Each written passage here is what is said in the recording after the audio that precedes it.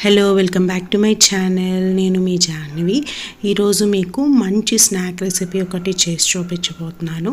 ఎప్పుడైనా మనం ఇంట్లోకి చికెన్ తెచ్చుకున్నప్పుడు బోన్ పీసెస్ అయితే కర్రీలోకి చాలా టేస్టీగా ఉంటాయి.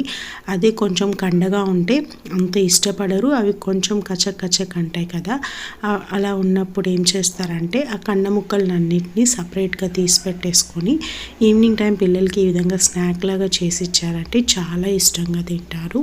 మిక్సీ జార్లో మనము ముందుగా క్లీన్ చేసి ఉంచుకున్న బోన్లెస్ పీసెస్ ఇవి చికెన్ అవి యాడ్ చేసుకొని ఉప్పు, పసుపు, అల్లం వెల్లుల్లి పేస్ట్, కొత్తిమీర, పుదీనా, పచ్చిమిరపకాయలు, కారం, అలాగే ధనియాల పొడి, గరం మసాలా వేసుకొని కచ్చపచ్చగా గ్రైండ్ చేసుకోవాలి. చూసారు కదా, ఈ విధంగా గ్రైండ్ చేసుకొని దీన్ని ఒక బౌల్లోకి తీసేసుకోవాలి.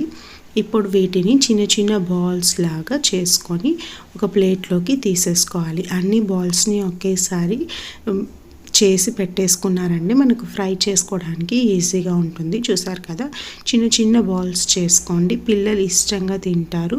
కెచప్తో కానీ లేదంటే మైనస్తో కానీ తింటే చాలా బాగుంటాయి ఈ చికెన్ బాల్స్. వీడియో కనుక నచ్చితే మీరు తప్పకుండా లైక్ చేయండి, ఛానల్ని సబ్స్క్రైబ్ చేసుకోండి. ఆయిల్ని బాగా హీట్ చేసుకొని లో ఫ్లేమ్లో పెట్టేసుకొని ఈ బాల్స్ని యాడ్ చేసేసుకొని లో టు మీడియం ఫ్లేమ్లో చక్కగా ఉడికించుకోండి. అప్పుడే మనకు చికెన్ పూర్తిగా లోపల వరకు ఉడికి పైన బాగా క్రిస్పీగా తయారవుతుంది. చూసారు కదా, ఈ విధంగా మంచి కలర్ వచ్చిన తర్వాత హై ఫ్లేమ్లో పెట్టేశారంటే చికెన్ ఏదైతే నూనెను పీల్చేసిందో అది వదిలేస్తుంది. అప్పుడు మనం దీన్ని ఒక గరిటెతో ఈ విధంగా తీసేసుకొని సర్వ్ చేసేయడమే. టమాటో కెచప్తో కానీ పెట్టించారంటే పిల్లలు చాలా ఇష్టంగా తింటారు.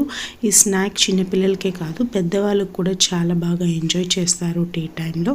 వీడియో కనుక నచ్చితే లైక్ చేయండి, షేర్ చేయండి, ఛానల్ని సబ్స్క్రైబ్ చేసుకోండి. Thank you, bye bye, see you in the next video.